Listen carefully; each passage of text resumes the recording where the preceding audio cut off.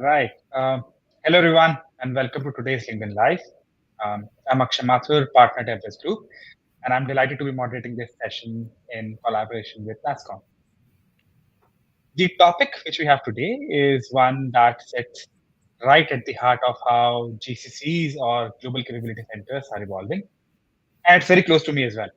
Right? As enterprises face increasing pressure to deliver more with less, GCCs are stepping up to play a bigger role. They're driving innovation, transformation, and impact. One of the most powerful ways they are doing this is through ecosystem partnerships. Now, these partnerships can be with providers, startups, technology firms, other partners, right? And we want to cover how and what makes it click and how GCCs, especially award-winning GCCs, leverage partner ecosystems, right, for enterprise evolution.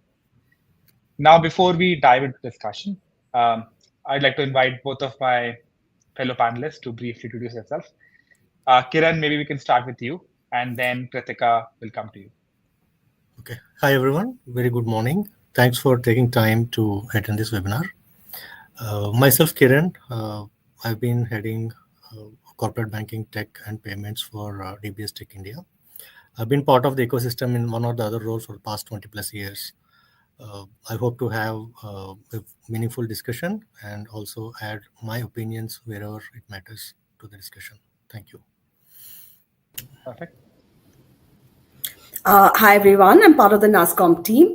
I've been in various roles with NASCOM, and in my current role, I lead the GCC initiative and the talent initiative. Prior to this, at NASCOM, I used to lead the NASCOM for Startups program. And prior to this, of course, what was called the 10,000 Startups Initiative. And now our focus is completely on deep tech startups. So look forward to talking a little more as we go forward in the discussion and interacting with all of you. Thank you for having us here. Yeah, and by the way, thank you, Kiran and Kritika, for being here, sharing your perspectives, right? I mean, really important to understand. I think it's really important for our audience to understand from, GCC is a practitioner and also an industry body as well, right? So again, maybe let's start at 30,000 feet view, right? So, and Kiran, maybe I'll start with you. How do you see the role of these partnerships evolving, right? And what is significance, right? What is your perspective on it? So GCCs in India are moving up the value chain towards innovation from initial stabilization and scaling phases a decade ago. So these days, the value that GCCs are bringing in to their parent entity is not just mere delivery. It's more of product creation and laying the technology roadmap and so on and so forth. So in this scenario, right, so whatever ecosystem that we have, so we need to ensure that those partnerships are tuned to deliver tech innovation, boost the efficiency of our markets, financial markets and systems, and also enhance the overall customer experience. So these collaborative networks comprising governments, fintechs, financial institutes, and academia, so they all demonstrated their capacity to invigorate the wider local economy by attracting skilled and talented individuals, thereby becoming hubs of innovation and growth. Right. No, you made a very pertinent point, Kiran. I mean, GCCs today are not only about cost; they are driving more and more value. They are driving innovation. It is much beyond just delivering at scale or providing that mutual arbitrage. Kritika, from your perspective and from when you see all of the entire ecosystem at NASCOM, what do you believe in? What do you think is driving some of this?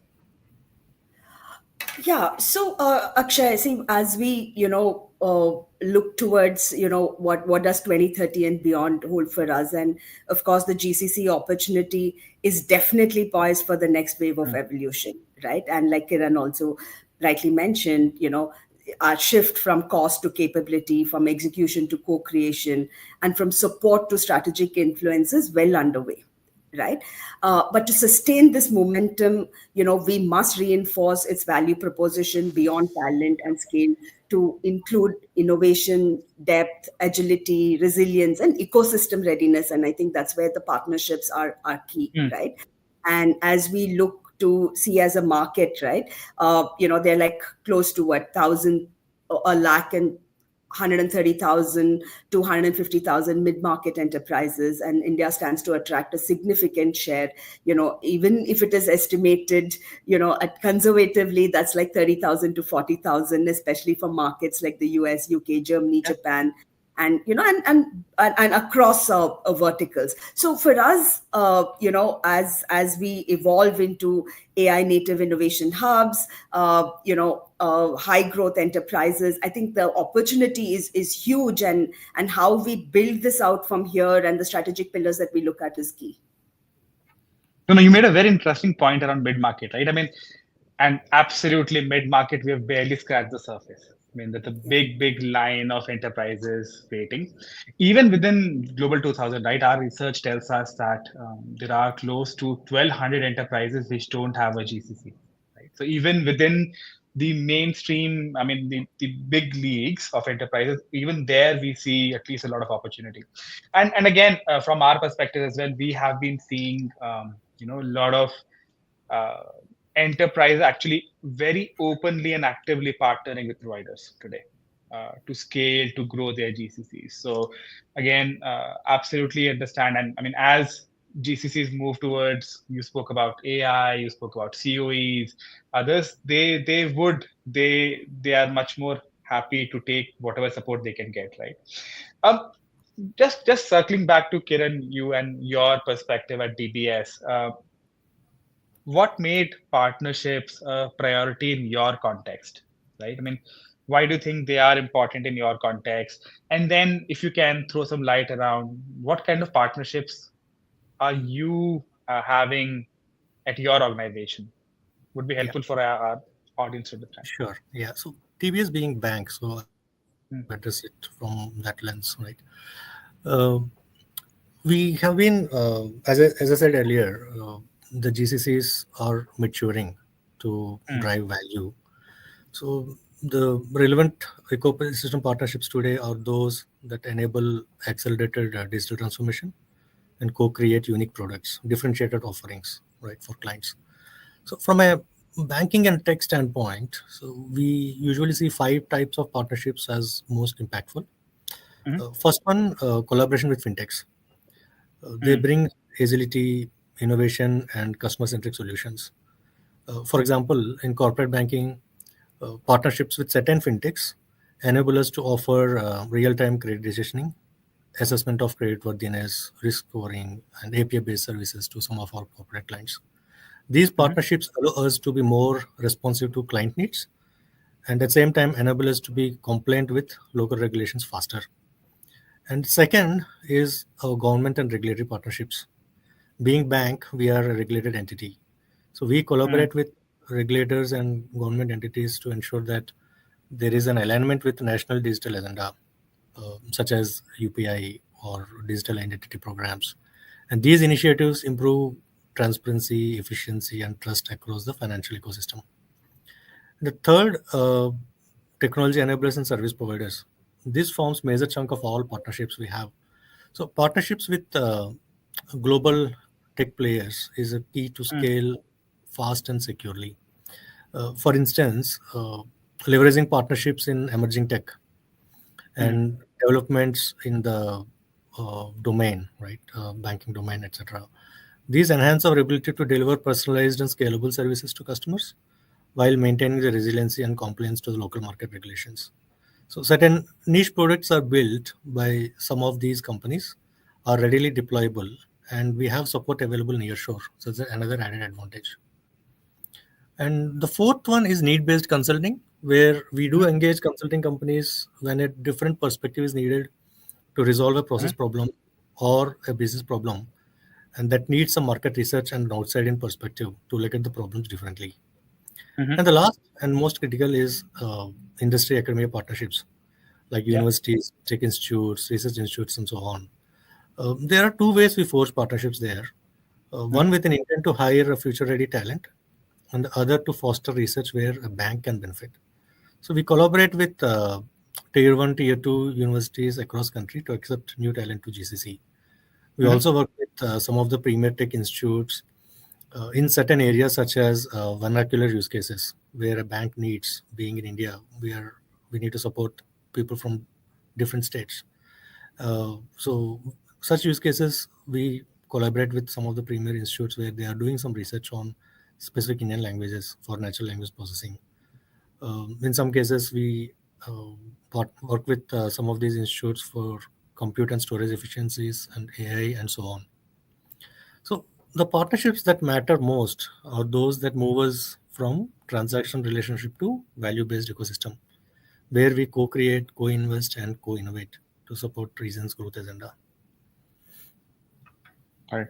That is really helpful. And Kritika, from your perspective, what else are you seeing, right? I mean, so Kiran spoke from the Yeah. BFSI, his context. I'm assuming that covers a fair amount of it, right? But are there other things which you're seeing as well, especially because you're so close to talent?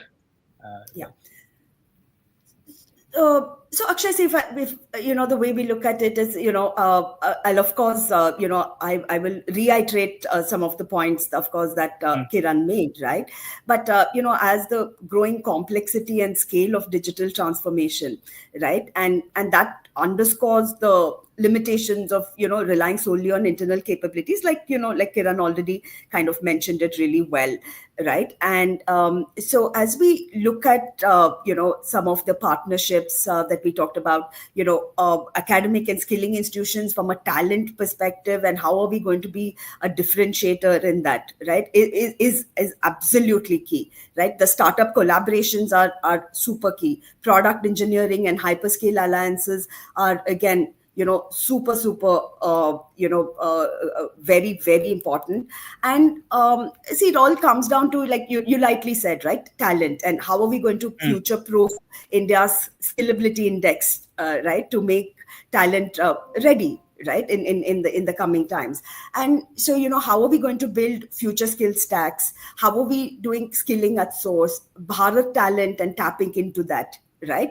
And all of these become very key elements in shaping the GCC ready talent, and from being just employability to strategic capability, right? And that also makes us look at saying, how are we cultivating future GCC leaders, right? Building strategic cross-border leadership pipelines, right? mm. Making India ready for the next wave of GCCs with specialized talent and skill sets. As we go forward, it's going to be about specialization, right? Specialization as a service. So how are we going to prepare for this? And this purely will come from partnerships, whether it's industry, academia, government related, Mm. scalability programs, right? So specialization is something that we will have to keep in mind as we build out from here.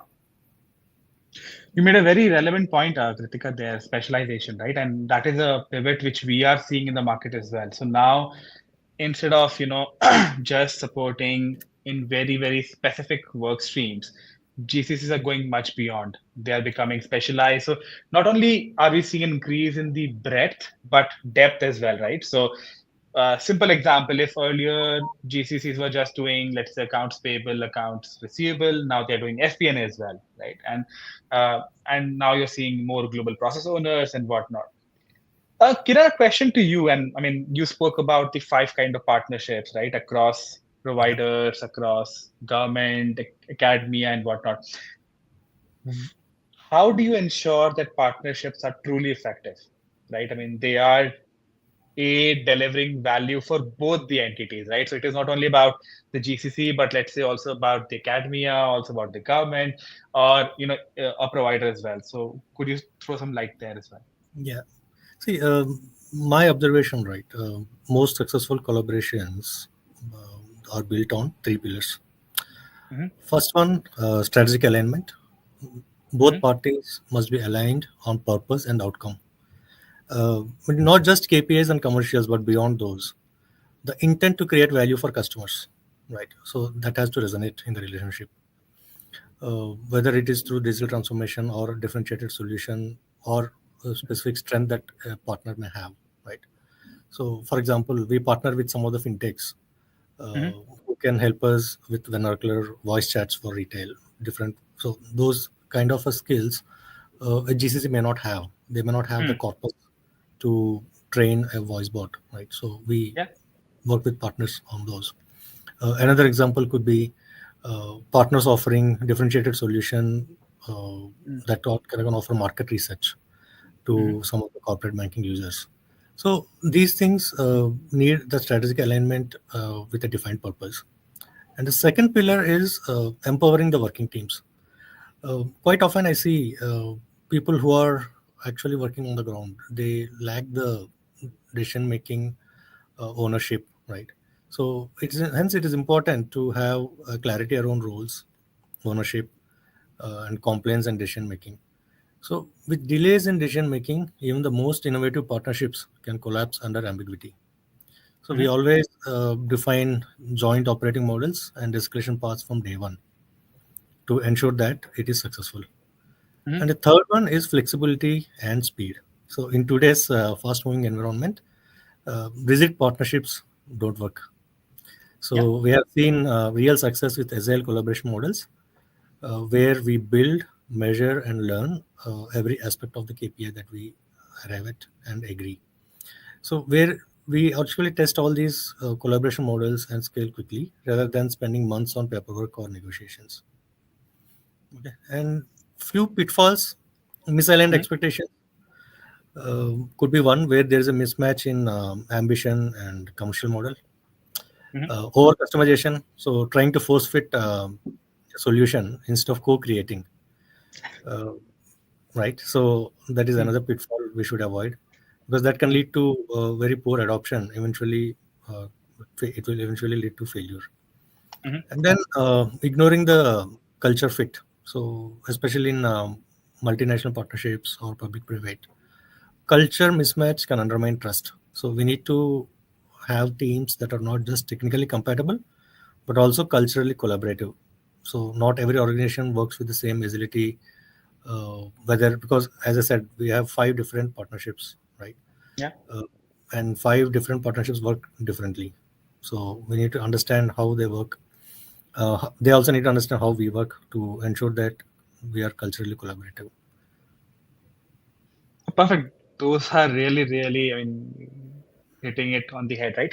I mean, when you force some of these partnerships, Kiran, I mean, how did you take it to your headquarters enterprise? I mean, any best practices, anything which other GCCs can imbibe, learn, right? So that these are truly successful. Anything you can share? Yeah.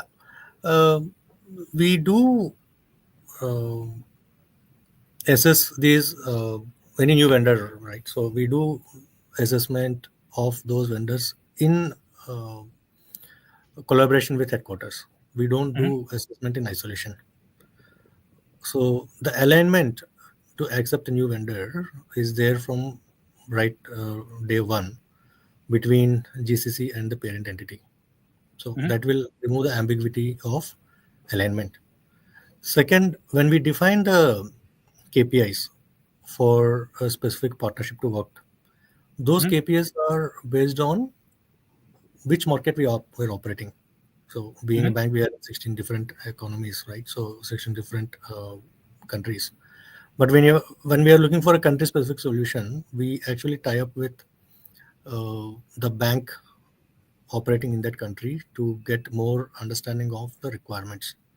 Mm-hmm. So, that is another key takeaway that we notice, that once we have that kind of alignment, we are more matured and more agile in terms of taking the relationship forward. Got it. And uh, and and Kritika, from your perspective, right? I mean, new partnerships sometimes require new skills, investments in talent. What is your perspective around it, right? I mean, how do you see GCCs preparing, for example, their talent to work very effectively with ecosystem? See, one is talent, Akshay, right? And Mm-hmm. like, the other is one is for partnerships to work, there has to be clear alignment on outcomes, right? And mutual Yeah. value creation, right? We have spoken a lot about that. right? Yeah. And I think also the shift in thinking has to be emphasized repeatedly, right? Because as an industry and as a nation, if we want to grow some of this, right, like we have to think about saying creating an R&D first ecosystem mindset, right, as a to position India as the innovation engine for global GCCs, right? Yeah. And we have to look at saying how can India be the engine of global product innovation, right? And how can GCCs become the AI powered labs of global innovation, right? And we have to keep a lot of these in mind from the beginning when some of these partnerships are building. Let me, there are some very specific examples. While I cannot, I won't name the organization, but Yes. we've seen them align, with partners like NASCOM and others in building out, their whole innovation agenda from a co-creation perspective, right? Like, initially it was about I'm talking about 5-6 years back, it was about hackathons and things like that. But some of these organizations have also moved on to create their own CVVs and look at investing, very specifically, patent filing happening from here, product incubation happening from here, product design happening from here, right? So that shift and looking, and how that happens, and innovation sandboxes, and also IP incentivization, right? That's really critical, that we Mm. look at some of that from a innovation perspective, because that kind of then circles the whole thing around, and brings it all together when you start looking at it from a IP incentivization perspective. Right. No, that is really helpful. Um, and I think one of the um, something which has been often spoken about in news and PR has been this pilot to production conversion, right? I mean, you start 10 pilots, right? And maybe few of them eventually end up on the production side, right? Go live, right? So, Kiran, from your perspective, what are some of those best practices which you have seen or used as part of your role, right? To ensure that some of these partnerships, which might have started as a pilot, truly go live, right? And drive benefits for the firm in general. Yeah. So, with some of our partners where we were working with some of the natural language processing use cases, we actually started as a pilot. We could see those pilots were successful Mhm. with high accuracy. And when we had to scale, there were some problems initially. Uh, but the willingness to take it forward and willingness to accept a challenge and move forward, that is very important. Otherwise, most of the solutions will fizzle out in pilot. They don't see the light. We won't be able to adopt and scale to across other countries, right? So that is very important. So the intent has to be there. Mhm. And second, as Kritika already highlighted, how do we protect the IP? Yeah. If it is IP of partner, how do Mhm. we come to an agreement that okay, this what is IP of GCC versus what is IP of partner? So we need to come to an alignment. And the third one, how do we protect data, right? So when we are helping partners to uh, improvise a model or improvise a framework, right? Then how do we ensure that that data is protected and isolated, right? So these are the key guardrails where we put in place, ensure that Mhm. there is a good governance framework which was mutually agreed. And then apart from intent and governance framework, the third one is uh, the ideation phase. At a ideation and phase when we take the solution to market. So whatever the ideation that we do in the pilot, Mhm. it may not hold the same. Those tenets and principles may not hold the same when we go to market. So Mhm. there has to be an openness to accept the flaws in the design and move forward. So that is another one which is critical critical to make Mhm. a pilot a success. So when any of these fails, whether there is no proper governance, Mhm. there is no openness to accept something as a flaw in the design, or when there is no intent to take up a new challenge and then scale Mm. it for. So then those pilots fizzle out. We won't be able to take it forward. Right. And you spoke about success, right? And that is absolutely important. How do you measure it? I mean, are these typically measured on dollar value savings or productivity improvements? What are some of these common matrices which you track at your firm?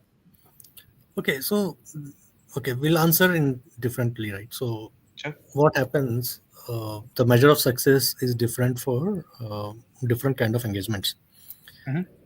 If we are engaging with a partner for low complexity, high impact initiatives, which can go live in, let's say, in 3 to 4 months.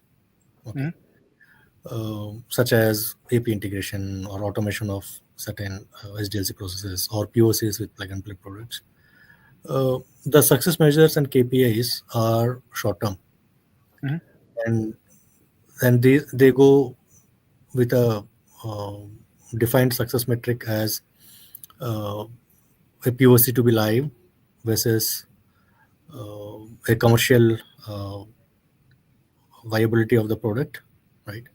But when it comes to medium term, mid-term engagement, where Hmm.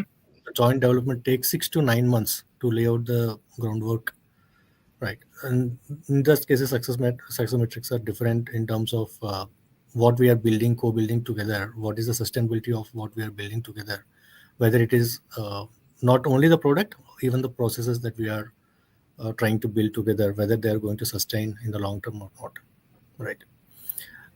So the metrics of success, as I said, are different for different initiatives. Hmm. In short-term initiatives, it is mostly narrowed down to how we make that venture success.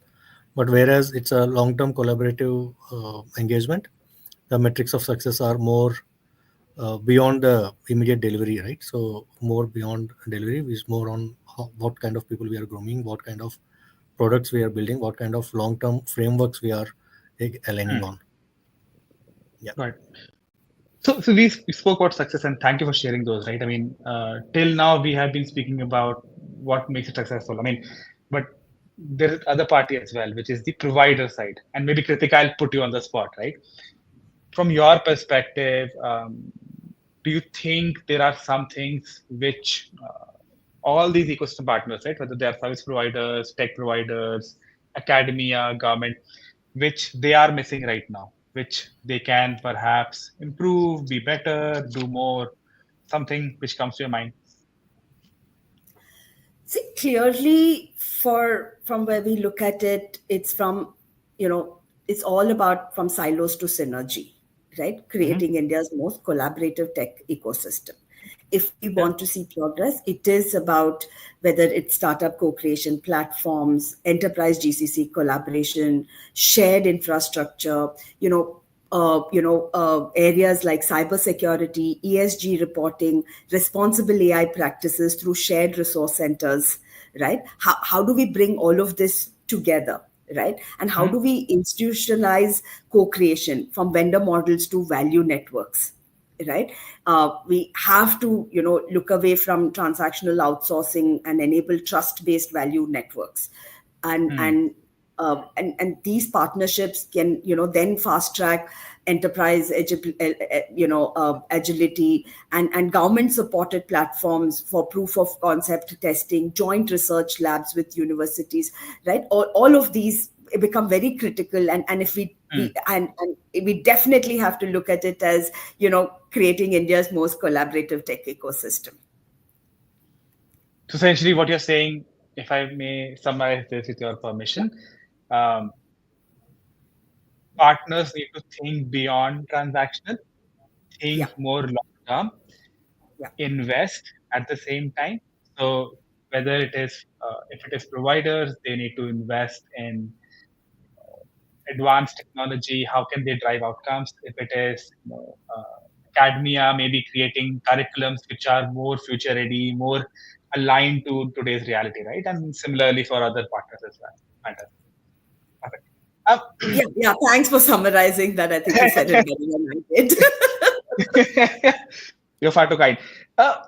And Kiran, one question. So, I mean, we have been speaking about partnerships. We have been speaking about working with this entire cohort, right? This often takes investments. And I mean, we have been speaking about how right now everyone is under cost pressure. There's a bit of flux in the market as well. How do you balance these two? How do you balance continuing to work with partners, investing more, yet facing this cost environment? Any nuggets you can share? Okay. Uh, we are in a world where things are changing at a Mm, tremendous pace, right? And the current partnerships we have are between GCCs and tech service providers. With AI augmentation, this work distribution is undergoing tremendous change. Hence, mhm. the cost optimization is not driven just by external factors, even by internal factors, right?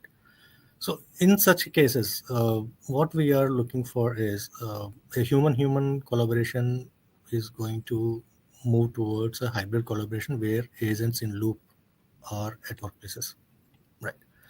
So, we are looking at where these partnerships go beyond bilateral. The ecosystems of multiple specialized partners should collaborate on solutions. Mhm. Orchestrator models will replace one-to-one delivery relationships in the future. So the pressure between cost versus delivery, I don't think that is something a pressing issue when Okay. we actually look at AI as adoption, right? Where Mhm. most of the users are doing it actually, and we have been seeing in the news every day. We have been reading it in the news every day. Of course. So the sooner we brace this, the better. Yeah. So, Kiran, what you're saying is there is no choice. You have to innovate, you have to invest. And it has never been a question. Kritika, from your perspective, are we seeing something similar across the industry, across broader GCCs? Essentially, companies continue to invest, or do we still see some areas where there is some improvement which can be made? No, we're definitely seeing companies making more and more investments. We're definitely seeing, companies, looking to partner with more specialized COEs, right, and joint models. We're definitely seeing partnerships scaling. Akshay, we're definitely seeing that. All right, perfect. So maybe let's talk about future. And Kiran, maybe I'll start with you, right? Because you are very close to driving some of this. Uh, from your perspective, or let's say from a broader BFSI, GCC perspective, or at an industry level as well, what are some of those areas which you are most excited about from a collaboration perspective? Hmm. As I said, I was. We are actually working on five different areas in terms of Yeah. collaboration. So whether it is industry academia, need-based consulting, tech Mhm. enablers, regulatory partnerships, and so on, like fintech collaborations. As a bank, we are uh, more looking forward towards agentic AI adoption,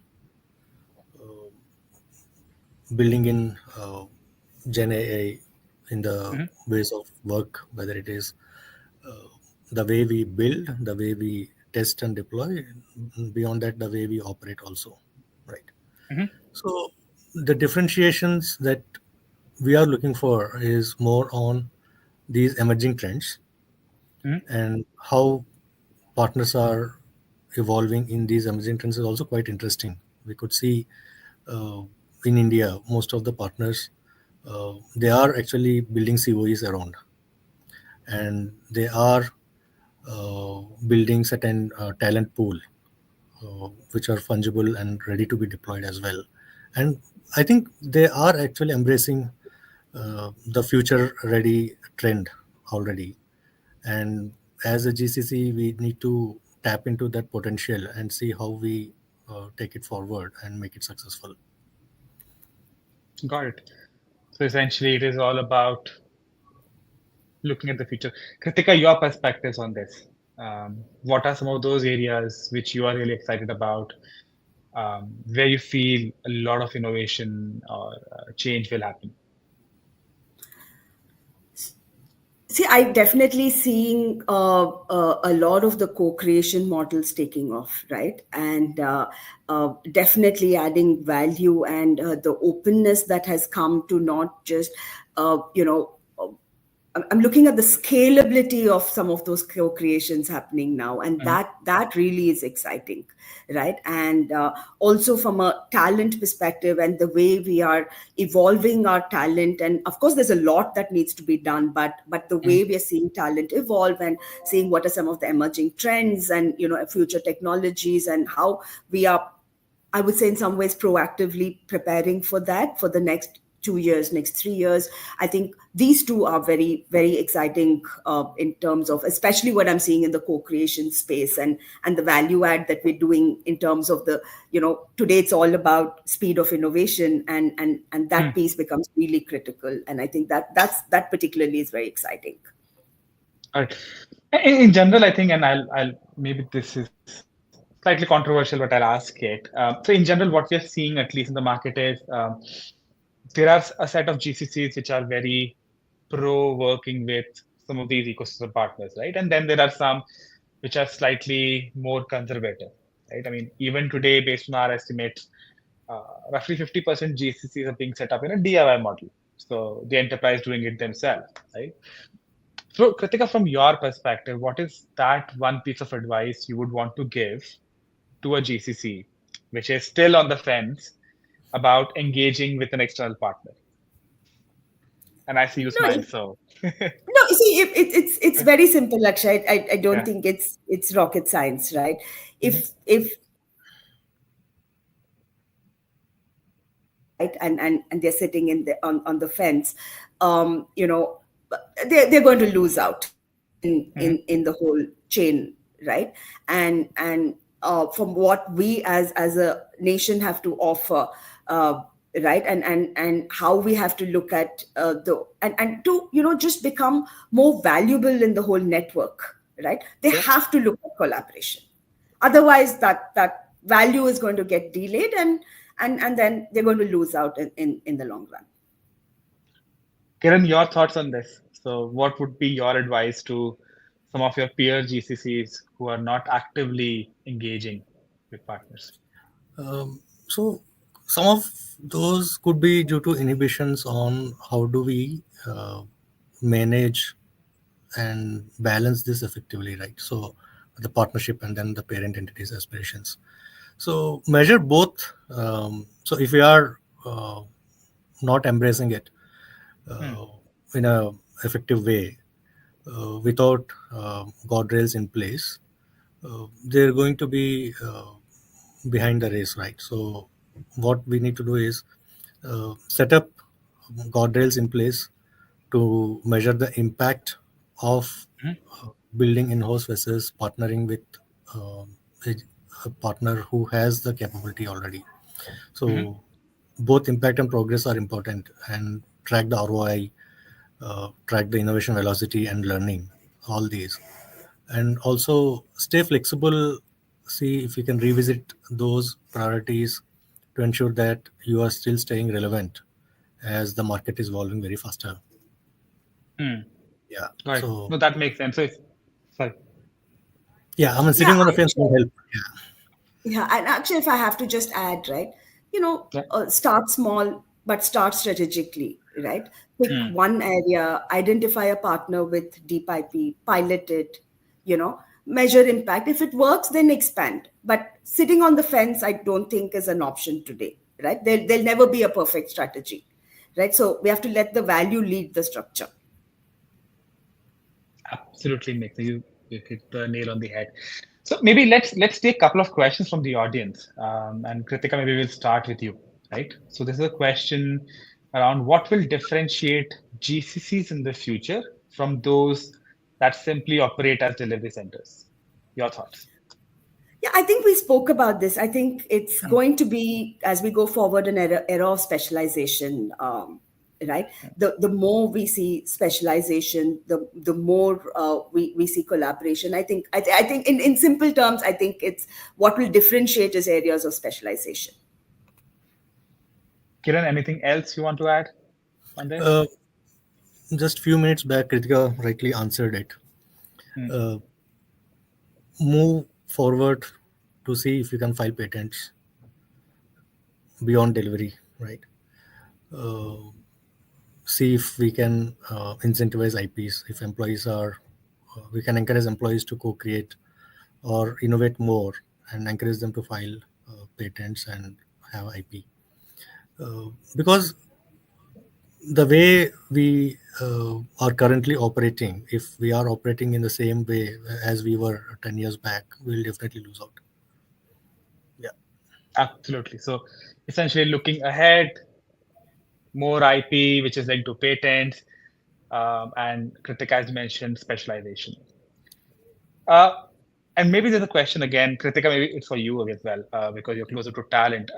The question is, there is an expectation of 500 GCC setups in the next 5 years. Is India hitting a right talent availability wall? We have a lot to do in the whole reskilling space, right? Mhm. With AI and the speed at which technology is changing, and the effect of AI plus, plus plus.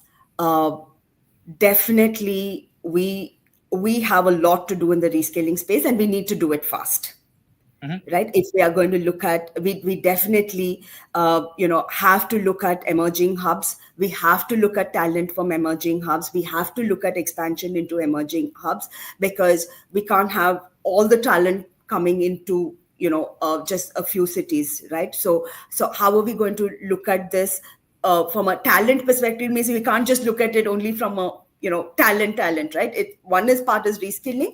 The other part is definitely how are we going to expand into emerging hubs as well, to base out the talent.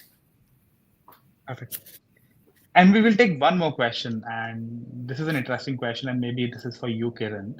Yeah. Um, what practices have proven most effective in scaling a GCC from a transactional service center to a global innovation hub? Okay. When we start a GCC, the kind of KPIs we set up for ourselves is more inward looking. We want to scale ourselves well, right? And the KPIs are also so designed. How do you scale a business unit, or how do you scale a specific LOBT or a specific support unit? But as we mature as GCC, we should move towards more of a collaborative goals. How do we collaborate across business units, across entities of parent Mhm. entity to make a collaboration successful or make a project successful? So that is one thing I would advise GCCs who are just trying to scale. Look beyond your own department and see how you can add value across, including your parent entity. So essentially, look beyond your department. How do you add value? And that's how you essentially create a global hub, right? And not only a Correct. transaction center. Yeah. Yeah. Perfect. All right. Thank you, Kiran, Kritika, again for sharing your insights and experiences. It has been a rich discussion on how GCCs can leverage partnerships, not just to deliver on priorities for now, but to build resilience and relevance for the future, right? Before we close, just wanted to add a small note. At Everest Group, we are organizing an event in Bangalore focused on GCCs in November. It's called Engage Bangalore. We'll paste a link in the chat box. See if it is of interest. More than happy to have you as part of the event, right? Again, before we close, one and a final question to both of you. If you both have to capture the essence of a successful partnership in just one word, what would that be? Maybe Kritika, we start with you, and then Kiran, we go to you. For me, it's co-creation. Co-creation, working together, developing. Got it. Kiran? I just have a synonym. It's synergy. So Synergy. combined strength combined strength is valued more than sum of parts. So Yeah, I think we both agree on the same. Yeah. Got it. All right, perfect. So thank you both for your time. Few themes really stood out, right? I mean, co-creation, specialization, importance of trust, alignment, um, need to scale beyond pilots into long-term collaboration, right? And how GCCs can play a central role. All right, perfect. To everyone who joined us live, thank you for being part of the session. If you found this valuable, do follow us. Do follow NASCOM here on LinkedIn for more conversations like this. Perfect. We look forward to continue this dialogue. And until next time, stay curious. Bye bye. Thank you everyone for your time. Thank you. Thank you.